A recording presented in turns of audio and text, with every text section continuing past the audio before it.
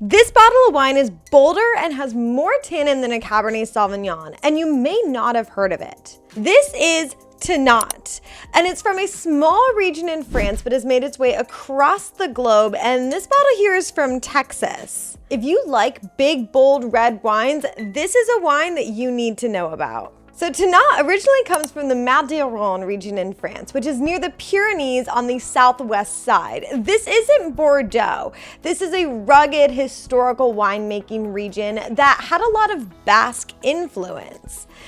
And the grapes are known for being deep, inky, high in phenolics, which is what gives you that bitter, drying feeling.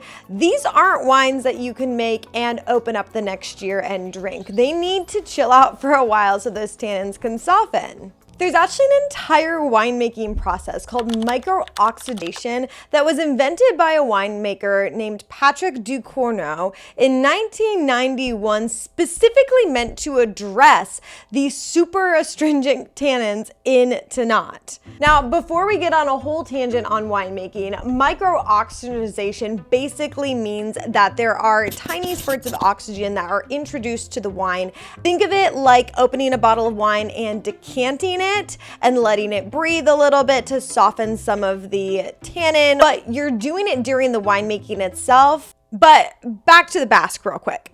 So Tannat was in France, and the Basque traders in the 1800s took this grape and brought it to the country of Uruguay.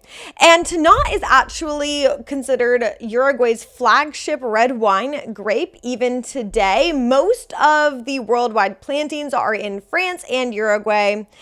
And in Uruguay, they were playing around with it and were able to develop styles of Tannat that are a little bit more easy drinking than some of the wines that were coming out of France at the time. So whereas French Tannat is really big and bold and powerful, Tannat in Uruguay is going to be a little bit softer. But even though it became super popular in Uruguay, it didn't stay there. Today, Tannat is planted in a number of different countries, including Australia, South America, Brazil, and the United States. In the United States, a lot of the plantings are in California, but it's found a special home in Texas, which is where this bottle here is from.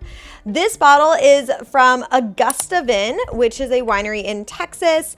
This is in the Texas Hill Country, and Tannat loves Texas because the heat helps ripens it. So Tannat has extra thick skins, which is what gives it its really dark inky color and a lot of the tannins, but that means it needs a lot of sun to ripen. And so this is not a grape that's going to survive well in cold weather. It needs those long summers in places like California, Arizona, and Texas in order to ripen it properly, or else it's just gonna be really astringent. The flip side of those thick skins and needing the hot summer sun to ripen is that it's really drought resistant. And so in areas that are being impacted by climate change and increase in temperatures, this is a grape that's gonna survive really well. But I keep talking about the tannin and the thick skins here, so let's open up this bottle to actually take a look at what it looks like.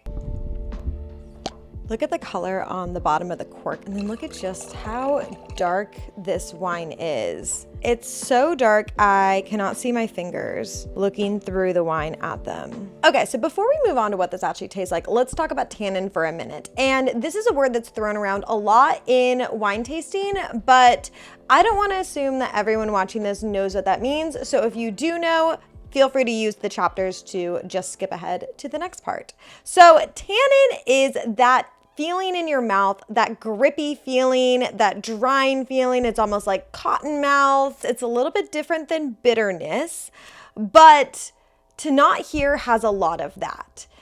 And there's a reason for that, a scientific reason. So when we talk about textures in wine, there's an umbrella term called polyphenols. And these are compounds that are present in wine that give it both color and that grippy, tanniny texture. And there's multiple different types of polyphenols, but there's two main ones that are present here in Tannat in high numbers and in a lot of other wines as well. So the first one is anthocyanins.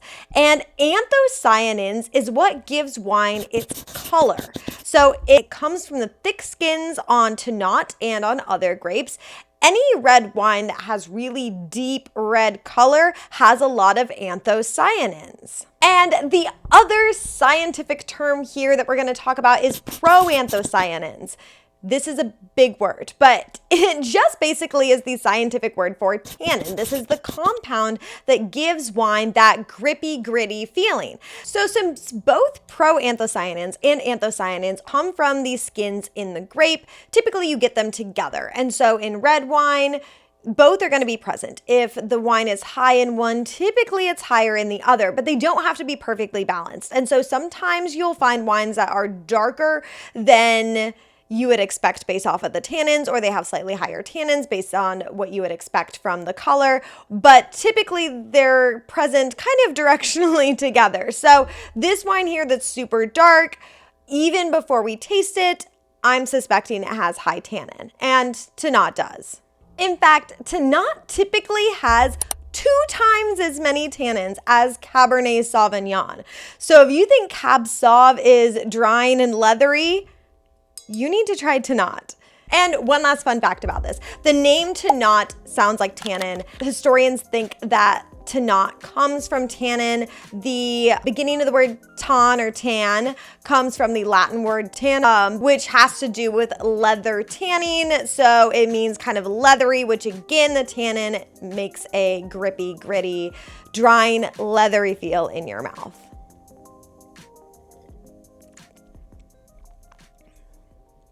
Oh yeah, that has tannin.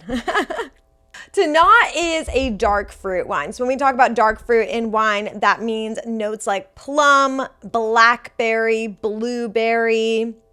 It also has some leathery notes as well, both texturally in your mouth, but also some of that savory leatheriness. Sometimes it has a little bit of spice or some smoke or tobacco notes to it. So this is a bold red wine. This is typically not a wine I would recommend drinking on its own because it is so big, bold, and powerful, but this is a fantastic food wine.